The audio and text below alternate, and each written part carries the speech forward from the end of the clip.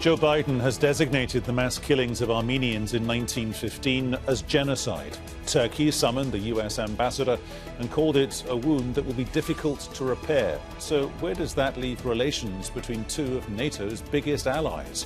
This is Inside Story.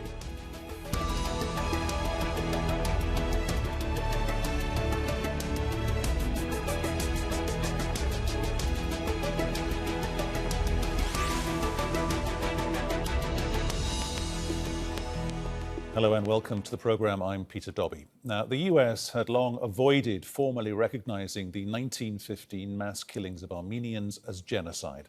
But now, President Joe Biden has become the first American leader to do just that. He said Washington is doing this, quote, not to cast blame, but to ensure what happened is never repeated. The move has caused anger in Turkey. There, the government disputes the number of Armenians killed during the end of the Ottoman Empire and denies it was genocide. It strongly rejected Biden's designation and summoned the American ambassador in protest, but many Armenians and rights groups have welcomed the decision. We'll bring in our guests in just a moment. First, this report from Rob Reynolds in Montebello, California. A day of sorrow and remembrance at the Armenian Martyrs Memorial near Los Angeles. All day long, families came to pay their respects, laying flowers to commemorate the dead. But this was also a watershed day for Armenian Americans, as U.S. President Joe Biden officially declared the mass killing of Armenians under the Ottoman Empire during the First World War as genocide. I think the whole Armenian community is saying really thank you for him to pronounce as a genocide. So we so appreciate it. That finally the justice is coming. I'm so happy that President Biden made the statement today. And I wish my parents were alive to hear this and see this. My mother and her family did go through walking through the desert in Syria. They killed her father, my mother's father. My mother's youngest sister died. Biden's statement said, "We remember the lives of all those who died in the Ottoman-era Armenian genocide and recommit ourselves to preventing such an atrocity from ever again recurring." Previous presidents avoided use of the term for fear of angering NATO ally Turkey. And indeed, Turkish officials lashed out, summoning the U.S. ambassador to lodge a protest, and Foreign Minister Mehmet Cavusoglu declaring, "Words can't change history. We won't take any lessons about our own history from anyone." Turkey has fiercely denied the mass killings of 1,500,000 Armenian men, women, and children was an act of genocide, saying the deaths were the result of warfare. In Istanbul, many people rejected the genocide label. No such thing ever happened. During a war, things happen on both sides, so it's meaningless to describe it like that. Our relationship with the U.S. is already really bad, and this will only worsen it. U.S.-Turkey relations have frayed in recent months. As a candidate, Biden declared the Turkish president Recep Tayyip Erdogan as an autocrat, and his administration has pressed Ankara to stop human rights abuses. In the Armenian capital, Yerevan, people marched and cheered, and the country's leaders applauded Biden's statement. Many Armenian Americans here say the terrible events of more than a century ago are like a festering wound that never heals, no matter how many decades have passed. We grow up, with the stories that have been passed down from survivors, the story of survival. So much trauma, and it's multi-generational trauma. But some say for them, the president's words have shifted something. A sense of relief because it's out in the open. It's been acknowledged by Biden. Now, perhaps, there can be some measure of healing. Rob Reynolds, Al Jazeera, Montebello, California.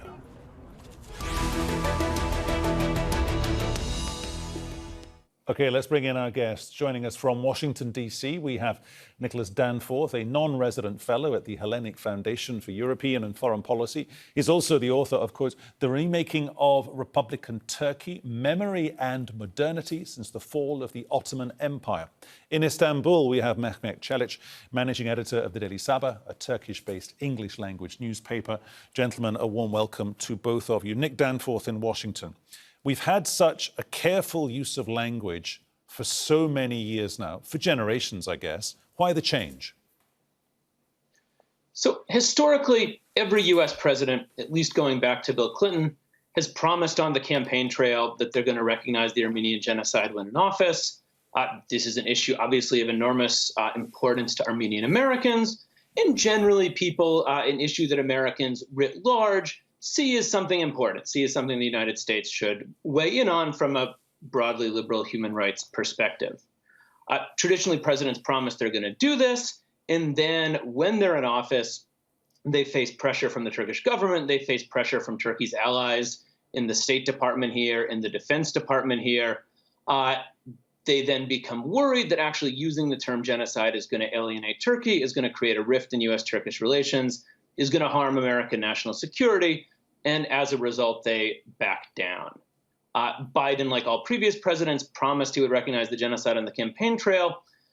Now U.S.-Turkish relations are at such a low point that there's no one left in the United States lobbying on Turkey's behalf, and no one in Washington is really worried about angering Turkey anymore. There's a sense that there's nothing left to lose. So Biden, for the first time, was actually able to follow through on his promise and use the term genocide. Mehmet in Istanbul. So clearly the government in Ankara knew this was coming, but still they are so angry about it. Well, of course, they are angry about it because they are angry that Turkey's a NATO ally and a strategic, so-called strategic partner can politicize history and be biased rather than being objective on historical facts. That, of course, will anger Turkey, but Turkey is also in a position that does not necessarily take Biden's words at a level where they think too much of it, in the sense that they know that this is not a legally binding decision. It's a symbolic decision to use the G word for the 1915 events. Having said that, of course, there is a public reaction and political reaction because there is a biased position towards the historical facts that ignores the killings of Muslim Turks and Kurds in the hands of the Armenians or the Russians at the time. And there's a picture shown as an incident happened deliberately and systematically towards the Armenian Ottomans at the time. So, of course, there is a public and political reaction, but this is not necessarily, I'm not sure whether it will turn into a concrete action towards Washington. As Nicholas also said, the relations have been, at the very low level for a while now. Why did you, if I can just ask you to back up a little bit, I just want to break down what you just said there. Right at the beginning of your answer, you used the phrase that guests on this program from Istanbul have used before to do with what Biden is calling genocide. You were talking there about politicizing history. Why is it politicizing history to label something an event, that was your word, event? Why is it politicizing history to call it genocide when countries around the world have reacted to what every historian says was genocide? You know, Uruguay 1965. Well, Hang on, just a second. Uruguay 1965, genocide. The French, the Germans call it genocide. The Canadians call it genocide. So that's the moral high ground taken care of. The Russians call it genocide. So that's the realpolitik territory taken care of. Everyone on those continents calls it genocide. Every historian you could talk to calls it genocide. But you want to call it an event. I disagree that every historian calls it a genocide. I mean, if that's the case, actually, why don't historians, Western historians, Armenian historians, actually come into a joint, initiative which Turkey has called for to look at the archives. Turkey has said, we will open our archives and make it accessible to anyone who wants to come and actually study this. And we will talk on an objective reality rather than. I'm saying this is politicized because we know, it is not a secret that the Armenian diaspora or Armenian lobbies in the United States have been extremely powerful and have been pushing this forward, not because this is necessarily a fact to be labeled as the genocide, but because they want to pressure Turkey into something that they want to achieve. Okay. Ultimately. Okay. So let me just go back to Nick Danforth in Washington for a second. Nick, Mr. Cavusoglu, the Turkish foreign minister, described Mr. Biden's comments and his use of the word genocide as, quote, political opportunism. Is there any truth or any accuracy in that? I think what's important to point out is that, of course, the entire debate about this, all history is political. But what really politicized this was the United States not using the term for the past 30 years. As you pointed out, the historical consensus on this has been widespread and consistent. If it weren't for politics, if it weren't for Turkish lobbying, there would have been no objection. I mean, yes, it's Armenian Americans who tend to push these, but everyone in the United States writ large agrees with them. And if it weren't for Turkish pressure, this would have been recognized 30 years ago. And so I do think it's tragic that this got politicized 30 years ago, and that U.S. presidents were scared to speak the truth because of the political pressure they were under from Turkey. So yes, and I think that that inevitably sapped some of the moral high ground from Biden's statement. I mean, he did say it when it was convenient. We did wait as the United States to say it until we didn't have to worry about hurting to U.S.-Turkish relations. I think that undermines America's credibility. I think they should have said it 30 years ago. But I would just emphasize that the real politics in my mind is not having said it earlier, not the fact that they said it today. Mehmet. And I can't resist also making one more point, only because my background as a historian, since we brought up archives and we brought up history.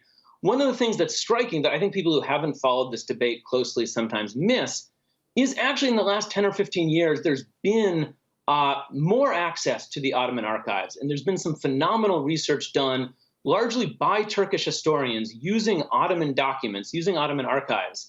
And it's actually some of the most damning evidence for the genocide that's come out in the last decade has been as a result of the Ottoman archives being more open.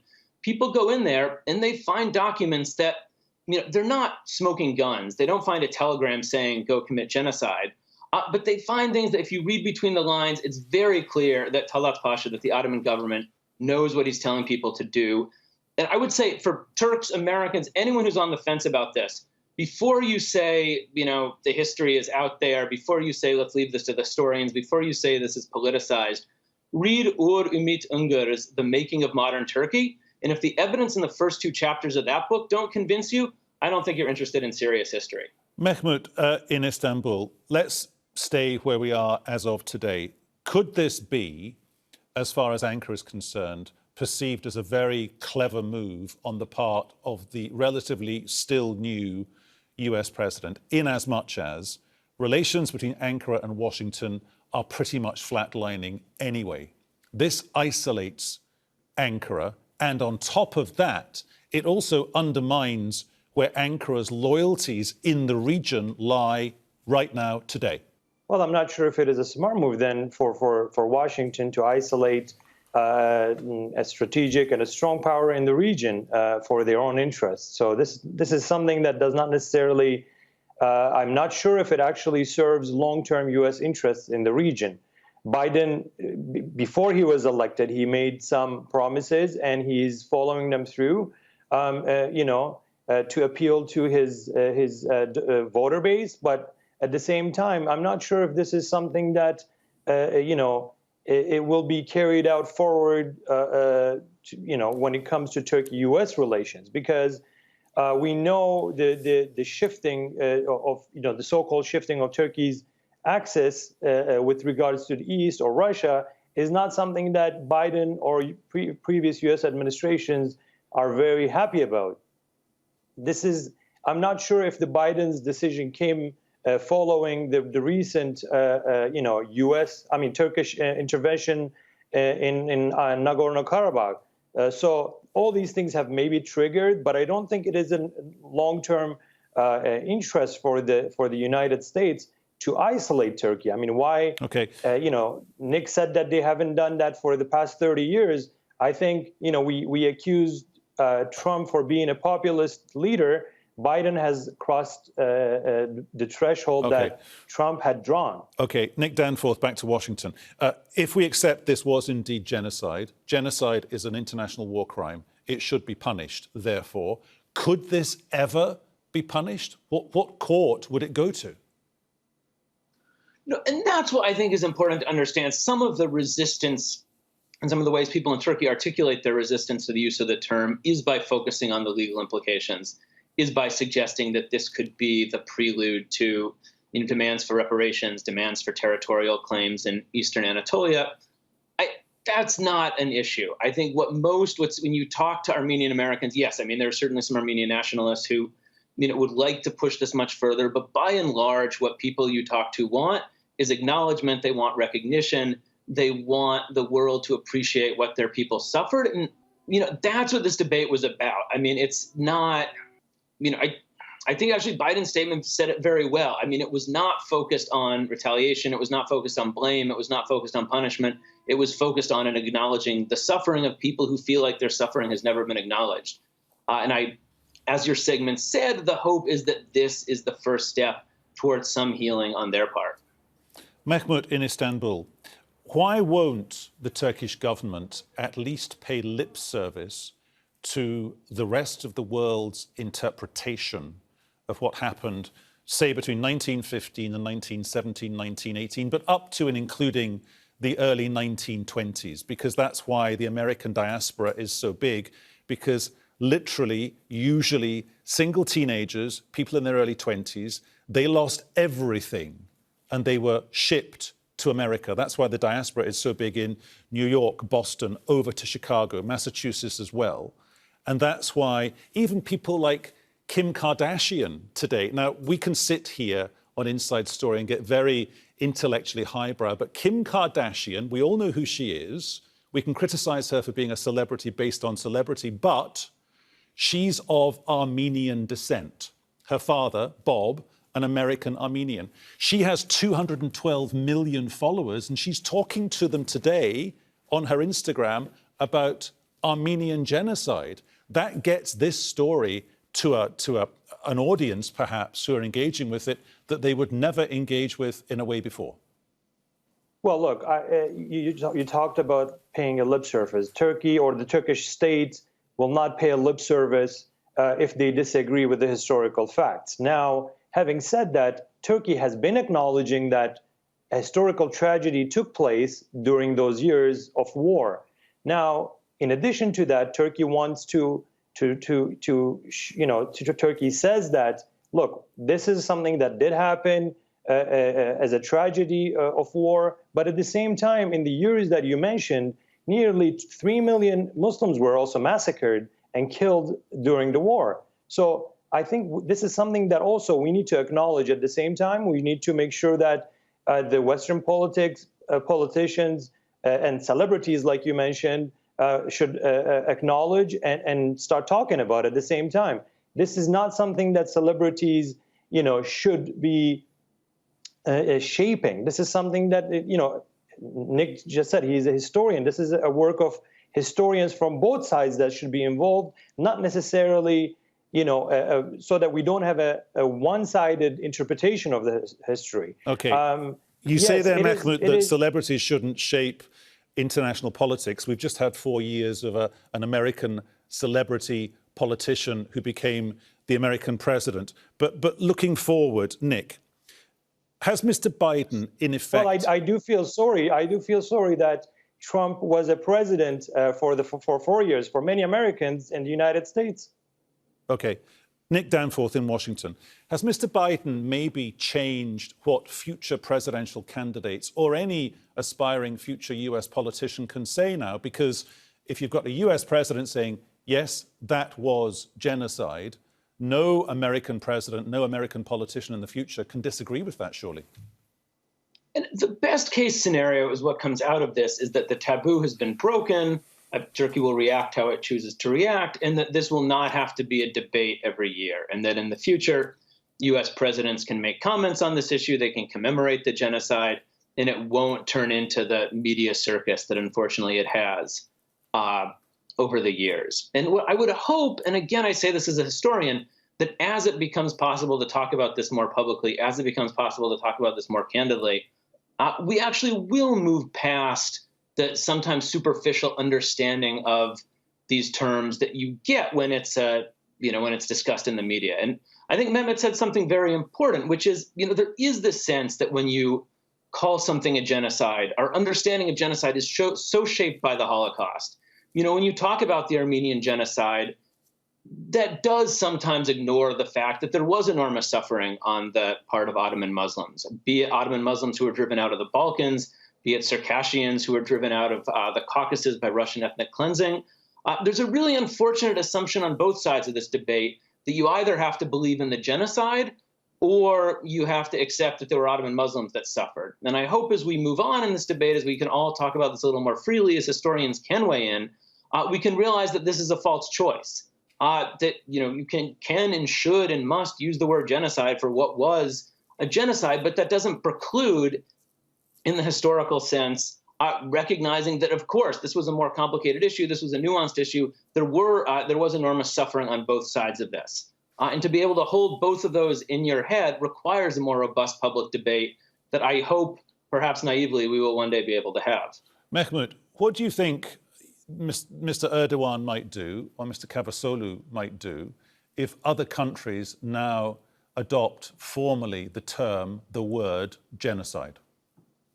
Well, Turkey will do what it did previously. I mean, France has done that, Germany has done it, Canada has done it, United States now have done it. Turkey will continue its statehood moves, state moves in the sense that they will, make sure that they don't actually get caught up with this rhetoric, but they will take this, in a more mature way and act within reason when it comes to long-term strategic goals of the country, with whoever country is accepting to use that term. So Mr. Erdogan is of course, is against politicizing historical events and using such terms coming from populism, but at the same time they will not going to. I mean, they have the